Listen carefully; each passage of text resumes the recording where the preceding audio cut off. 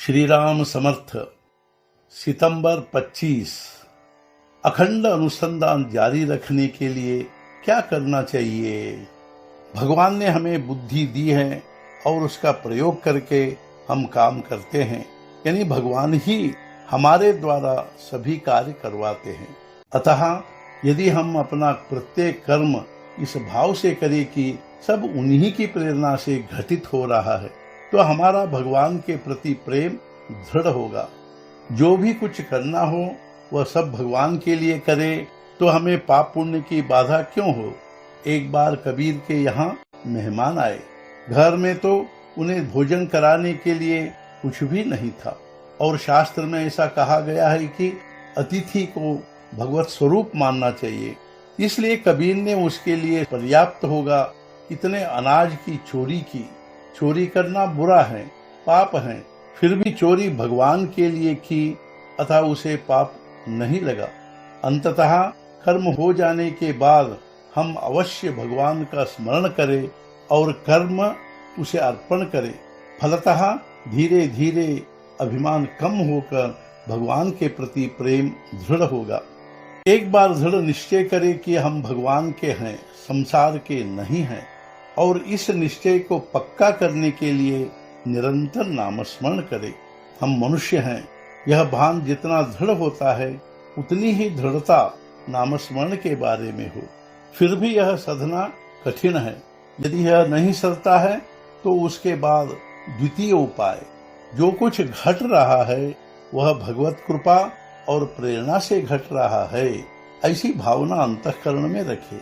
और यदि वह भी नहीं सरता होगा तो वैखरी वाणी से अखंड नामस्मरण करे। इस अनुसंधान की प्रक्रिया में मन भगवान के प्रति स्थिर हो जाता है। फिलहाल हमारा उल्टा बन रहा है। हम देह से पूजा करते हैं, मेले में भी जाते हैं, लेकिन मन गृहस्थी में रखते हैं। ससुराल में आई बहू घर के सब लोगों के लिए श्रम करती है। पति का काम शायद ही करती हो, लेकिन अंतःकरण में वह पति के लिए ही होती है। वैसे ही गृहस्थी में सब के लिए सब कुछ करे, लेकिन मन में मैं राम का हूँ यह स्मरण सदा रखे। अपना गंतव्य स्टेशन निश्चित करके हम रेलगाड़ी में बैठते हैं। बीच में अनेक बातें होती हैं, खड़ा रहना पड़ेगा, कई तरह के लोग मिलते हैं, लेकिन निर्धारित स्टेशन पर उतरने के बाद हम प्रसन्न होते हैं। उस प्रसन्नता में हम पिछला सब भूल जाते हैं। उसी तरह हमें भगवान की प्राप्ति करनी है, यह निश्चित करने के बाद हमें अनुसंधान में रहना चाहिए। तब गृहस्थी की अर्जनों का महत्व क्षणिक होता है, लेकिन पहले ध्येय निश्चित कर लेना चाहिए। भगवान का नाम भगवान की कृपा के लिए लेना चाहिए, अपनी इच्छाओं की पूर्ति के लिए नहीं। नामस्मरण ही हमें ध्येय की सिद्धि करा देगा।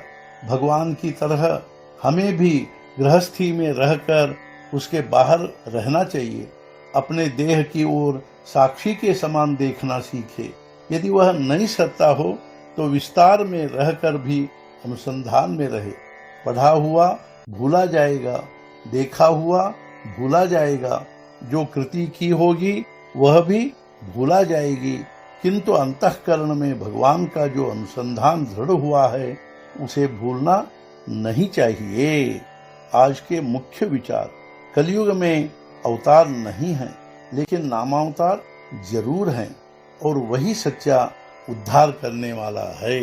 सद्गुरुनाथ महाराज की जय। जय जय रघुवीर समर्थ।